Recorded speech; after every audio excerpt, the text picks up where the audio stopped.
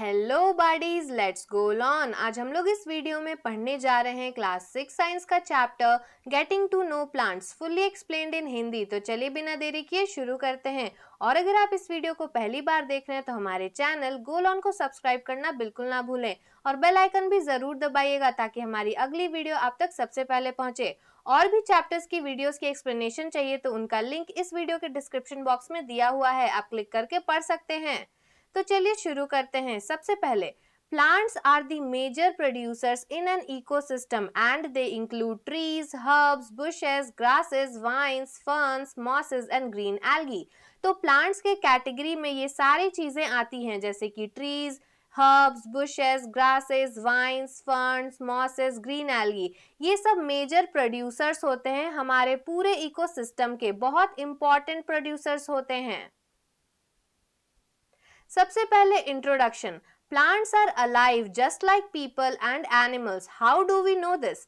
Living things all do certain things. They grow and die, need energy, nutrients, air and water, produce young ones. They are made up of cells. They react to what's around them. Life is not possible without plants. We find plants everywhere around us. Some are small while others are big. Some are found in water and others are present on land in roadside, house, schools and farmhouse. तो जो plant होते हैं ये भी एक जिंदा होते हैं जैसे कि इंसान और जानवर। अब हम लोग ये कैसे जानते हैं? क्योंकि लिविंग थिंग्स जो होते हैं वो कुछ चीजें करते हैं, वो भी सेम चीज प्लांट्स भी करती हैं। जैसे कि वो बढ़ते हैं, मरते हैं, उन्हें भी एनर्जी चाहिए होता है, न्यूट्रिएंट्स चाहिए होता है, हवा पानी भी चाहिए होता है, उनके भी यंग वंस होते हैं जैसे कि नॉर्मल इंसान और जानवरों के भी होते हैं। वो भी जैसे हम लोग बने वैसे ही सेल से बने होते हैं, उसके आसपास क्या है उससे वो रिएक्ट भी करते हैं। तो सारी चीजें जो लिविंग थिंग्स करती हैं वो सारी चीजें प्लांट्स भी करते हैं, इसीलिए हम लोग कहते हैं कि प्लांट्स अलाइव होते हैं। बिना प्लांट्स के लाइफ पॉसिबल ही नहीं है। हम लोग जहां भी इधर उधर देखते हैं तो हमें प्लांट्स कहीं भी दिख ही जाते हैं क्योंकि वो लोग बहुत छोटे होते हैं, कुछ बड़े भी होते हैं जो कि हमें बहुत बड़े बड़े फील्ड्स में भी दिखते हैं। कुछ ऐसे प्लांट्स भी होते हैं जो कि पानी में मिलते हैं, कुछ लैंड में भी प्रेजेंट होते हैं जैसे कि रोड के साइड में, हमारे घरों में, स्कूल में, फार्म हाउसेस में। तो सारी जगह पे प्लांट्स हमें दिखते हैं। Plants on the basis of size and the nature of their stem can be classified into 3 categories. तो साइज के बेसिस पे और उनके स्टेम के नेचर के बेसिस पे प्लांट्स को हम लोग 3 कैटेगरी में क्लासिफाई करते हैं। पहला कैटेगरी है स्मॉल प्लांट्स का जिसे हम हर्ब्स भी कहते हैं, दूसरा है मीडियम प्लांट्स जिसे श्रब्स कहा जाता है और तीसरा है बिग प्लांट्स जिसे ट्रीज कहा जाता है। There is another type of plant that can differ from herbs, shrubs and trees. These are plants with weak stems and cannot stand upright. Some of these spread out on the ground and are called creepers. For example, strawberry, pumpkins, watermelon. Other climb up with the help of the support. For example, grapevine, money plant, beanstalk and gourd. They are called climbers. तो herb, shrubs, trees के अलावा भी 2 तरह के और plant होते हैं जो कि इन तीनों से अलग होते हैं। इन प्लांट्स के पास जो स्टेम होता है ये बहुत ही कमजोर होता है जिसके वजह से वो सीधे खड़े नहीं हो पाते, और कुछ तो ऐसे होते हैं जो कि ग्राउंड में पूरी तरह से फैल जाते हैं, इसीलिए उन प्लांट्स को क्रीपर्स कहा जाता है। For example, strawberry, pumpkin, watermelon के जो प्लांट होते हैं ये लोग सीधे खड़े नहीं हो पाते, इसीलिए ये क्रीप करते हैं यानी कि जमीन में फैल जाते हैं। दूसरा होता है क्लाइंबर्स जो कि किसी सपोर्ट की मदद से क्लाइंब करते हैं, जैसे कि ग्रेप वाइन हो गया, मनी प्लांट, बीन स्टॉक और जो गॉड के जो प्लांट्स होते हैं ये सारे ही क्लाइंबर्स होते हैं। ये सपोर्ट की मदद से ये ऊपर ऊपर चढ़ते ही जाते हैं। Magic box 1। इस चैप्टर में कुछ मैजिक बॉक्सेस दिए हुए हैं, उनके अंदर के इंफॉर्मेशन को आपको पूरी तरह से याद कर लेना है क्योंकि इनसे डायरेक्ट क्वेश्चन बनते हैं। पहला है, a banana tree has a green soft stem, it is actually a herb, it is a biggest herb. तो बनाना ट्री को तो आपने देखा होगा, उसके पास एक ग्रीन और बहुत ही सॉफ्ट स्टेम होता है। क्यों? क्योंकि एक तरह का हर्ब है, एक बहुत बड़ा हर्ब। तो अगर आपसे क्वेश्चन पूछा जाए कि एक बिगेस्ट हर्ब का एग्जाम्पल देने, तो उसमें आप बोल सकते हैं बनाना ट्री। नेक्स्ट टॉपिक है comparison of plants on the basis of size. अब साइज के बेसिस पे हम लोग प्लांट्स को कंपेयर करेंगे। यहाँ पे एक टेबल दिया हुआ है, यहाँ पे कुछ पैरामीटर्स भी लिखे हुए हैं, जैसे पहला है साइज, दूसरा नेचर ऑफ स्टेम, तीसरा एग्जाम्पल और चौथा उसका पिक्चर भी हम लोग देखेंगे। तो सबसे पहले आता है हर्ब्स, फिर श्रब्स, फिर ट्रीज। अब इन तीनों में हम लोग कंपेयर करते हैं। हर्ब्स का जो साइज होता है ये बहुत ही स्मॉल होता है, very small, usually less than 1 metre high, 1 metre से भी बहुत कम इसका हाइट होता है।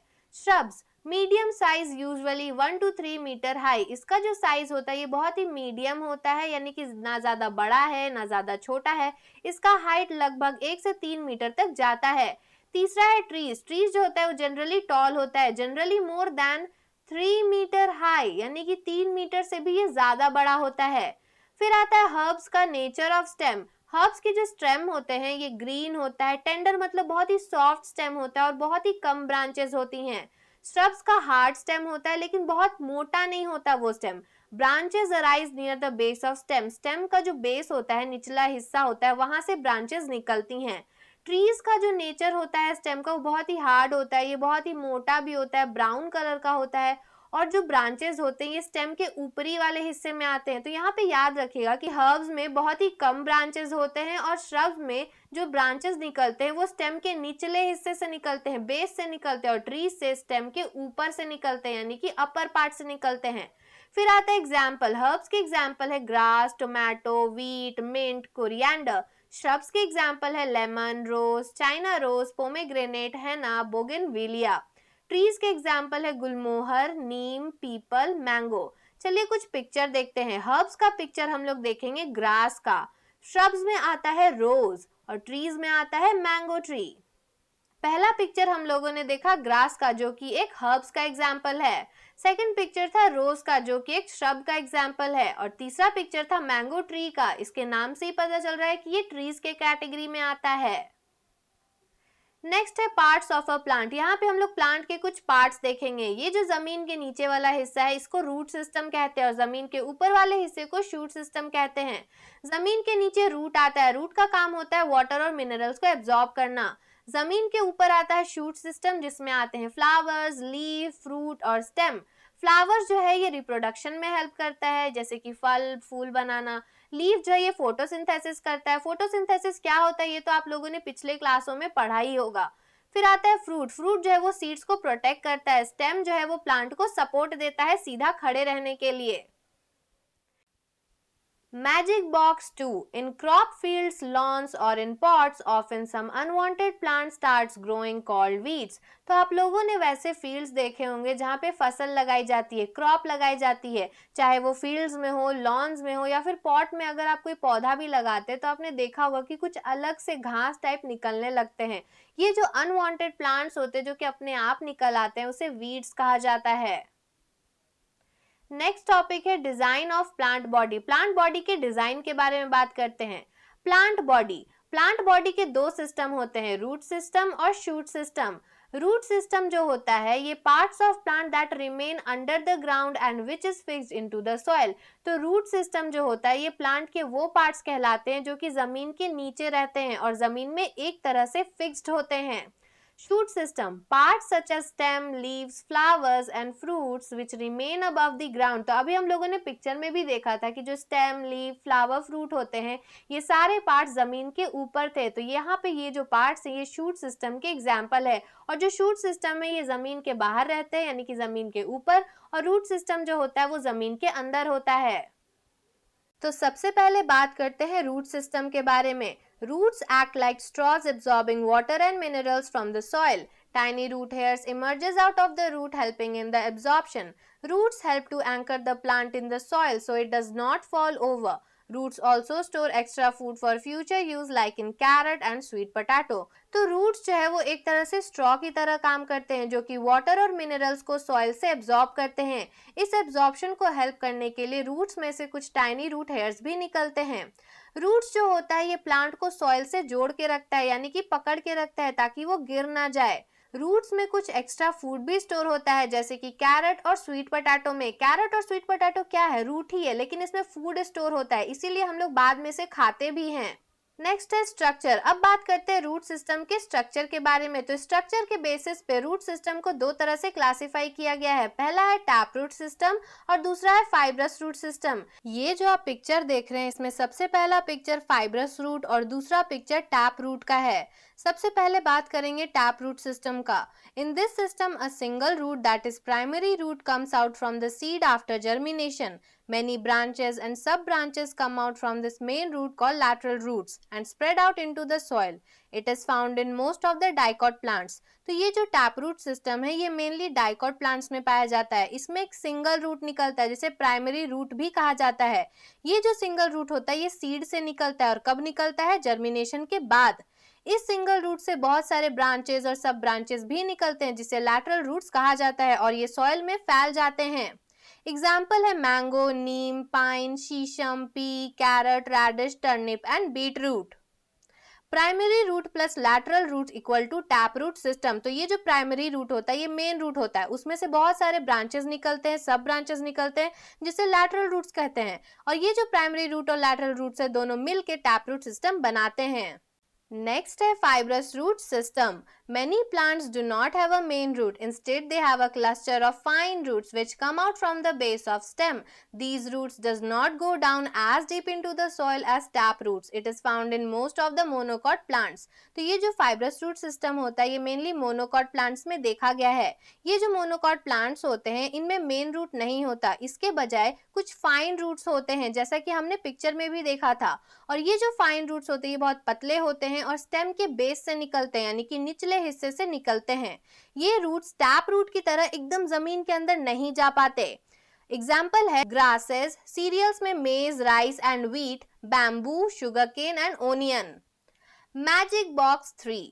Roots bind soil particles preventing them from being blown away by wind. तो ये जो प्लांट के रूट्स होते हैं ये सॉइल को बांध के रखते हैं जिसके वजह से अगर तेज हवा भी आ रही है तो सॉइल उड़ता नहीं है, जिसके वजह से सॉइल इरोजन भी नहीं होता. नेक्स्ट टॉपिक है फंक्शंस ऑफ रूट. तो चलिए कुछ रूट के फंक्शंस के बारे में भी देख लेते हैं. सबसे पहला है anchoring the plants. Roots help to anchor fix the plant firmly into the ground. तो रूट्स की वजह से जो प्लांट होते हैं ये ग्राउंड में बहुत अच्छी तरह से फिक्स होते हैं. Second, absorption of water and nutrients from the soil. Plants absorb water and minerals from the soil. Plants use these to manufacture food.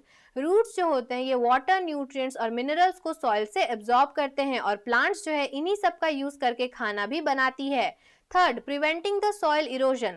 Roots help to bind the soil particles together, thereby preventing them from being carried away by water and wind. तो ये जो roots होते हैं ये soil particles को bind करके रखते हैं, बांध के रखते हैं एक साथ, ताकि अगर कभी तेज हवा भी चले या फिर water भी जाए तो ये जो soil है ये erode ना हो सके. नेक्स्ट है चेक योर कॉन्सेप्ट्स 1. अभी तक हम लोगों ने जो कुछ भी पढ़ा उसमें कुछ क्वेश्चन बनते हैं. पहला क्वेश्चन है name the two main system found in plants. Second, give 2 examples of plants where tap roots and fibrous roots are present. Third, name the vegetative parts of plants. अगर आपको ये सारे सवालों का जवाब आता है तो हमें कमेंट करके जरूर बताइएगा, और अगर नहीं आता है तो इस क्वेश्चनों का सोल्यूशन का अलग वीडियो बना हुआ है, उसका लिंक इस वीडियो के डिस्क्रिप्शन बॉक्स में दिया हुआ है, आप क्लिक करके देख सकते हैं. Magic box number 4. Some roots are modified to store food. कुछ रूट्स ऐसे होते हैं जिन्हें मॉडिफाई किया जाता है फूड को स्टोर करने के लिए, जैसे कि carrot, radish, sweet potato, turnip and tapioca. ये सारे फूड जो है ये सारे ही रूट्स है जिनमें फूड स्टोर होता है और हम लोग खाते भी हैं. नेक्स्ट टॉपिक है शूट सिस्टम. रूट सिस्टम के बारे में हम लोगों ने पूरा देख लिया, अब बात करते हैं शूट सिस्टम के बारे में. The part of a plant above the ground consisting of stem, branches, leaves, flowers and fruits is called shoot system. तो ये जो प्लांट के पार्ट होते हैं जो कि ग्राउंड के ऊपर होते हैं, जिनमें स्टेम आता है, ब्रांचेस आता है, लीव्स आती है, फ्लावर्स और फ्रूट्स आते हैं, ये सारे जो चीजें हैं ये एक साथ मिलकर शूट सिस्टम ही बनाती हैं. Functions of stem. स्टेम के कुछ फंक्शंस. सबसे पहला है stems keep the plant upright और they support the plant. Stem की वजह से प्लांट जो है वो सीधा रहता है और प्लांट को सपोर्ट भी मिलता है. Second, they act like the plants plumbing system, conducting water and nutrients from the roots and food from the leaves to the other plant parts. ये जो स्टेम होता है ये प्लांट के लिए प्लम्बिंग सिस्टम का काम करता है. वाटर, न्यूट्रिएंट्स जो कि रूट के पास प्रेजेंट होता है उसको कंडक्ट कौन कराता है? स्टेम ही कराता है. लीव्स में जो खाना बनता है वो पूरे प्लांट पार्ट्स में भी स्टेम ही लेके जाता है. A set of thin tubes from the root are connected to thin tubes in the stem. Water and minerals pass through these tubes to leaves, flowers, buds and fruits. तो root में कुछ thin tubes होते हैं और stem में भी कुछ thin tubes होता है. ये दोनों ही ट्यूब्स जो है वो अटैच्ड होते हैं, इसीलिए रूट्स में जितना भी न्यूट्रिएंट्स, वाटर, मिनरल्स होता है ये स्टेम के पास जाता है और स्टेम जो है वो सारे वाटर मिनरल को लीव्स, फ्लावर, बर्ड्स और फ्रूट्स में भेज देता है. Magic box number 5. Potato, onion and ginger are modified stem to store food. ये लाइन बहुत अच्छे से याद रखिएगा कि पोटैटो, ओनियन, जिंजर जो होता है जिसे हम लोग खाते हैं, ये स्टेम होता है जिनमें फूड स्टोर्ड होता है। नेक्स्ट टॉपिक है leaves. The leaf is flat green outgrowth of the stem. The white flat green portion of the leaf is called lamina or leaf blade. तो जो लीफ होता है ये स्टेम के बाहर निकला होता है, एक आउटग्रोथ होता है। उसमें जो फ्लैट ग्रीन पोर्शन होता है उसे लैमिना या फिर लीफ ब्लेड भी कहते हैं। आगे लीफ का हम लोग पिक्चर भी देखेंगे और लेबलिंग भी देखेंगे कि लीफ ब्लेड, लैमिना, पेटियोल किसे कहते हैं। पहले पढ़ लेते हैं। The thin portion of leaf by which it is joined to stem is called stalk or petiole. Leaf में देखिएगा एक छोटा सा पोर्शन होता है जिससे कि वो स्टेम से जुड़ा होता है, उस छोटे से पोर्शन को स्टॉक या फिर पेटियोल कहा जाता है। The petiole extends into the leaf as the midrib and joins the stem at the leaf base. The thin line arises from the petiole and midribs and spread across the leaf are called veins. The veins branch into veinlets. The veins provide support to leaf and carry water, minerals and food. The arrangement of veins on a leaf is called venation. तो ये जो petiole होता है ये leaf में आगे जाके एक मिडरिब बनाता है, मिडरिब से बहुत सारे वेन निकलते हैं, वेन से वेनलेट्स भी निकलता है और यही जो पेटियोल है वो दूसरी तरफ से स्टेम से अटैच भी होता है। वेन्स जो होते हैं ये वेनलेट्स में बन जाते हैं और ये जो वेन्स होता है ये लीफ को सपोर्ट देता है। जैसे कि प्लांट को स्टेम सपोर्ट देता है उसी तरह से लीफ को वेन सपोर्ट देते हैं और वेन्स जो है ये वाटर, मिनरल, फूड को कैरी करता है। वेन्स का जो अरेंजमेंट होता है लीफ पे उसे वेनेशन कहा जाता है। वेनेशन दो तरह के होते हैं, सबसे पहला पैरेलल वेनेशन और दूसरा है reticulate venation. Parallel venation, if veins run parallel to one another from the base of the tip of a leaf. Reticulate venation, veins arranged in the net-like pattern on both sides of the midrib. Parallel venation वैसा venation होता है जिसमें veins जो होते हैं वो parallelly run करते हैं, उसका भी हम लोग फोटो भी देखेंगे। रेटिकुलेट वेनेशन वैसे वेनेशन होता है जिसमें वेन्स जो है वो एक नेट वाला स्ट्रक्चर बनाता है मिडरिब के दोनों side. Parallel venation, plants whose leaves have parallel venation have fibrous root. तो जो भी प्लांट्स में पैरेलल वेनेशन होता है उसके रूट फाइब्रस होते हैं। Plant whose leaves have reticulate venation have tap root. Reticulate venation वाले प्लांट्स जो होते हैं उनमें टैप रूट होता है। They are mainly found in monocot plants. Parallel venation वाला जो लीफ है ये मोनोकॉट प्लांट्स में पाया जाता है, जिसके वजह से हम लोग पढ़े भी थे कि फाइब्रस रूट जो है वो मोनोकॉट प्लांट्स में मिलता है, इसीलिए ये जो मोनोकॉट प्लांट्स है इनमें पैरेलल वेनेशन होता है। Reticulate, they are mainly found in dicot plants. Reticulate venation जो है ये डाइकॉट प्लांट्स में पाया जाता है। पैरेलल वेनेशन का एग्जाम्पल है मेज, grass and wheat. Reticulate venation का एग्जाम्पल है तुलसी, कोरिएंडर एंड चाइना रोज। ये जो आप पिक्चर देख रहे हैं इसमें पहला पिक्चर है पैरेलल वेनेशन वाले लीफ का और दूसरा पिक्चर है रेटिकुलेट वेनेशन वाले लीफ का। नेक्स्ट टॉपिक है फंक्शन ऑफ लीव्स। लीव्स के कुछ फंक्शंस के बारे में देखते हैं। पहला है the leaves on their surfaces have tiny pores called stomata. Through these pores plants take in gases for respiration and photosynthesis. Leaves का जो सरफेस होता है उसमें छोटे छोटे पोर्स होते हैं जो कि दिखाई भी नहीं देते, उसे स्टोमाटा कहते हैं। इन्हीं पोर्स की मदद से प्लांट्स जो है वो गैसेस को लेते हैं रेस्पिरेशन और फोटोसिंथेसिस करने के लिए। The gases produced during these processes are also given out through stomata. Processes के समय जो गैस लीव्स बनाती है, जो निकालती है, वो भी इन्हीं स्पोर से बाहर निकलते हैं। सेकेंड है the process by which plant throw out excess water in the form of vapour is called transpiration.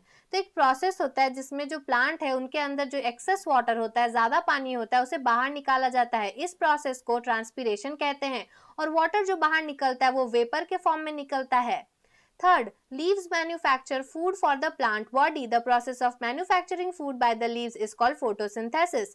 तो leaves जो है वो पूरे plant body के लिए खाना बनाती है और ये जो खाना होता है ये बनाने के प्रोसेस को photosynthesis कहा जाता है। leaves को photosynthesis करने के लिए water चाहिए, कार्बन डाइऑक्साइड चाहिए, सनलाइट और क्लोरोफिल चाहिए होता है ताकि वो अच्छे से खाना बना सके। Carbon dioxide plus water in the presence of light and chlorophyll gives glucose plus oxygen. तो ये जो इक्वेशन है इसे याद रखेगा। इसमें जो है प्लांट्स कार्बन डाइऑक्साइड और वाटर को लेती है, in the presence of light और क्लोरोफिल और ग्लूकोज और ऑक्सीजन बनाती है।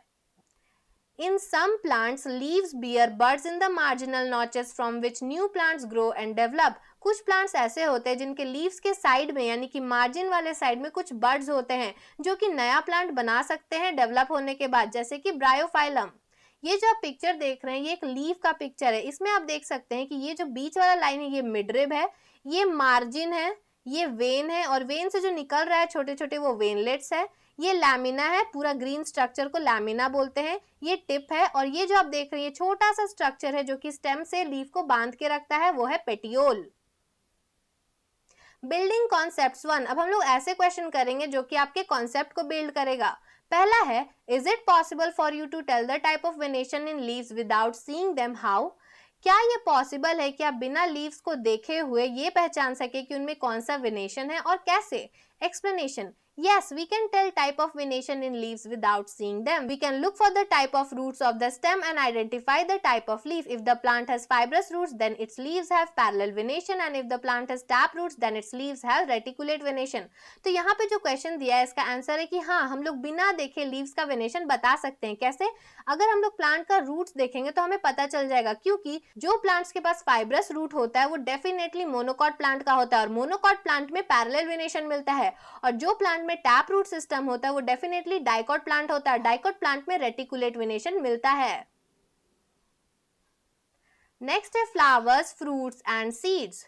A flower is the reproductive organ of a plant. A typical flower has a stalk called a pedicel which joins it to stem. The uppermost part of the pedicel is wider and is known as thalamus. On the base of thalamus, the different parts of the flower are arranged in concentric rings and whorls. तो जो flower होता है ये plant का reproductive organ होता है। एक typical flower जो होता है उसके पास एक स्टॉक होता है जिसे पेडिसल कहा जाता है, जो कि उसे स्टेम से ज्वाइन करके रखता है। अपर मोस्ट पार्ट जो पेडिसल का होता है वो थोड़ा वाइड होता है, चौड़ा होता है और उसे थालमस कहा जाता है। थालमस के बेस पे बहुत सारे डिफरेंट पार्ट्स प्रेजेंट होते हैं फ्लावर्स के, जो कि कंसेंट्रिक रिंग्स और whorls में अरेंज्ड होते हैं। Number 1. Sepals. The outermost whorl of the flower consists of sepals. These are the green leaf-like structures at the base of flower. Sepals protect flower during its development and support the flower when flower blooms. तो ये जो sepal होता है ये flower का सबसे outer most world होता है। अभी मैंने आपको कहा कि थालमस के बेस के ऊपर बहुत सारे जो डिफरेंट पार्ट्स होता है फ्लावर का वो एक वर्ल्ड और कंसेंट्रिक रिंग्स बना के प्रेजेंट होता है, अरेंज होता है। तो उसमें से जो सबसे बाहर वाला जो वर्ल्ड होता है उसे सेपल कहते हैं। और ये जो सेपल होते हैं ये बहुत सारे होते हैं। ये ग्रीन रंग का होता है, लीफ जैसा दिखता है, जो कि फ्लावर के बेस पे प्रेजेंट होता है। सेपल जो है ये फ्लावर को प्रोटेक्ट करता है जब वो डेवलप हो रहा होता है और फ्लावर को सपोर्ट करता है जब फ्लावर ब्लूम करता है यानी कि खिलता है। सेकेंड है petal. The second whorl consists of petal. These are colorful structures that surround the inner parts of the flower. जो पेटल होता है ये सेकंड whorl होता है जो कि सेपल के बाद आता है, और पेटल जो होता है ये ग्रीन रंग का सिर्फ नहीं होता, ये कलरफुल रंग के होते हैं और इसके अंदर बहुत सारे इनर पार्ट्स होते हैं फ्लावर के। नेक्स्ट है stamen. The third wall of flower consist of stamen. तो जो थर्ड वॉल होता है उसे स्टैमेन कहते हैं। ये जो स्टैमेन होता है ये मेल रिप्रोडक्टिव पार्ट होता है फ्लावर का। हर स्टैमेन का दो पार्ट होता है, एक थिन स्टॉक जिसे फिलामेंट कहा जाता है और एक नॉब जिसे कि एंथर कहा जाता है। एंथर जो है एक पाउडरी सब्सटेंस प्रोड्यूस करता है जिसे पॉलन कहा जाता है। नेक्स्ट है कार्पेल। कार्पेल जो है it is a single elongated structure in the centre of the flower. तो जो कार्पेल होता है ये फ्लावर के एकदम बीच में इलोंगेटेड सिंगल स्ट्रक्चर प्रेजेंट होता है। It is broader below. इसका नीचे वाला हिस्सा जो है ये थोड़ा चौड़ा होता है और जो टॉप पे है वो थोड़ा पतला होता है यानी कि टेपर करता है। इसे पिस्टिल भी कहा जाता है। तो कार्पेल का दूसरा नाम पिस्टिल होता है और ये फीमेल रिप्रोडक्टिव पार्ट होता है फ्लावर का। इसके तीन पार्ट्स होते हैं, एक स्टिकी टॉप जिसे स्टिग्मा कहते हैं, एक बड़ा सा बेस जिसे ओवरी कहते हैं और जो बीच में डंडी होती है उसे स्टाइल कहते हैं, जो कि स्टिग्मा और ओवरी को कनेक्ट करके रखता है। ओवरी जो होता है उसमें टाइनी छोटे छोटे बल्ब लाइक स्ट्रक्चर होते हैं जिसे कि ओव्यूल कहते हैं। वो एक भी हो सकता है, एक से ज्यादा भी हो सकता है, जो कि बाद में सीड्स में कन्वर्ट हो जाता है जब ओवरी फ्रूट बनता है। ये जो आप पिक्चर देख रहे हैं ये फ्लावर के पार्ट्स का पिक्चर है। इसमें आप सबसे आउटर मोस्ट वर्ल्ड देख सकते हैं सेपल जो कि ग्रीन कलर का प्रेजेंट है। उसके बाद देख सकते हैं पेटल जो कि कलरफुल कलर का है। फिर आता है स्टैमेन जिसके दो पार्ट होते हैं, पहला फिलामेंट और दूसरा एंथर। एंथर जो है ये पाउडरी सब्सटेंस प्रोड्यूस करता है जिसे पॉलन कहते हैं। तो ये जो एंथर और फिलामेंट है ये दोनों स्टैमेन का पार्ट है। उसके बाद आता है पिस्टिल। पिस्टिल में तीन पार्ट होता है, स्टिग्मा, स्टाइल, ओवरी। स्टिग्मा सबसे ऊपर होता है, ओवरी बेस पे प्रेजेंट होता है और स्टाइल जो है ये स्टिग्मा ओवरी को कनेक्ट करता है। नेक्स्ट है चेक योर कॉन्सेप्ट्स 2। अभी तक हम लोगों ने जो कुछ भी पढ़ा उसमें कुछ क्वेश्चन बनते हैं। पहला है व्हाट इज पेडिसेल, दूसरा define photosynthesis, third, what is transpiration? अगर आपको इन सारे सवालों का जवाब आता है तो हमें कमेंट करके जरूर बताइएगा, और अगर नहीं आता है, इसके जवाब चाहिए, तो उस वीडियो का लिंक इस वीडियो के डिस्क्रिप्शन बॉक्स में दिया हुआ है, आप क्लिक करके पढ़ सकते हैं। Magic box number 6. In some flowers, both sepals and petals are colored and cannot be distinguished from each other. Then their world is known as perianth. Example, lily or tulip. कुछ flowers ऐसे होते हैं जिनमें sepals और petals का colour एक ही जैसा होता है, इसलिए हम लोग पहचान नहीं पाते कि सेपल कौन है और पेटल कौन है, और इस टाइप के वर्ल्ड को हम लोग पेरियंथ बोलते हैं, जो कि लिली और ट्यूलिप में प्रेजेंट होता है। Building concepts number 2. What does the word pollination means? Pollination word का मतलब क्या है? Explanation. Pollination is the transfer of pollen from a stamen to a pistil. Pollination starts the production of seeds. Pollination एक process है जिसके वजह से pollen का ट्रांसफर होता है स्टैमेन से पिस्टल में। पॉलिनेशन जो है ये स्टार्ट करता है सीड का प्रोडक्शन को। Magic box 7. Marigold, chrysanthemum and sunflower are not single flowers but are group of flowers. तो जब मैरीगोल्ड और क्रिजेंथेमम, सनफ्लावर जैसे फ्लावर को देखते हैं, वो सिंगल फ्लावर्स नहीं होते, वो फ्लावर्स का एक ग्रुप होता है। नेक्स्ट टॉपिक है functions of flower. Number 1, it is an organ of sexual reproduction and result in the formation of roots and seeds. Seeds on germination give rise to new plants. तो flower जो होता है ये sexual reproduction का एक organ होता है जो कि बाद में फ्रूट्स और सीड्स बनाता है। सीड्स जो है ये जर्मिनेशन के बाद एक नए प्लांट को जन्म देती है। Second, it is source of food for many insects. तो जो फ्लावर है ये बहुत सारे इंसेक्ट्स के लिए फूड का काम भी करती है, जैसे कि बीज के लिए। Third, they beautify the surrounding and provide aesthetic value. जहां भी फ्लावर होता है वहां का सराउंडिंग बहुत ही सुंदर दिखता है और एक एस्थेटिक वैल्यू भी देता है। Magic box number 8. A flower having all the whorls, that is sepals, petals, stamens, pistil, is known as a complete flower. Example, hibiscus, rose, tulips. तो जो फ्लावर के पास चारों whorls प्रेजेंट होते हैं, जैसे कि सेपल, पेटल, स्टैमेन और pistil, उसे कंप्लीट फ्लावर कहते हैं, जैसे कि हिबिस्कस, रोज, ट्यूलिप। और वैसे फ्लावर जिनमें एक या दो स्ट्रक्चर एब्सेंट होता है उसे इनकम्प्लीट फ्लावर बोलते हैं, जैसे कि स्वीट कॉर्न हो गया, ग्रास हो गया। Magic box 9. The prominent part of an open flower are petals and the prominent part in a closed buds are sepals. तो जब ओपन फ्लावर होता है, फ्लावर जब खिल जाता है तो उसका जो इंपॉर्टेंट पार्ट होता है वो पेटल्स होता है, और जब वो फ्लावर जो है वो बड के यानी कि कली की फॉर्म में रहता है तो उसका प्रोमिनेंट पार्ट सेपल्स होता है। Magic box 10. Sunflower, rose, hibiscus have both stamen and carpel. They are bisexual flowers but some have only stamen or carpel. Such flowers are known as unisexual flowers like papaya, cucumber, maize, etc. तो जो sunflower, रोज, hibiscus जैसे फूल होते हैं इनमें दोनों ही stamen और carpel present होता है, यानी कि मेल रिप्रोडक्टिव पार्ट भी और फीमेल रिप्रोडक्टिव पार्ट भी प्रेजेंट होता है। ऐसे फ्लावर्स को बाइसेक्सुअल फ्लावर्स कहा जाता है, लेकिन कोई कोई फ्लावर ऐसे होते हैं जिनमें या तो सिर्फ स्टैमेन प्रेजेंट होता है या तो सिर्फ कार्पेल, इन्हें यूनिसेक्सुअल फ्लावर्स कहते हैं, जैसे कि पपाया, कुकुम्बर, मेज में होता है।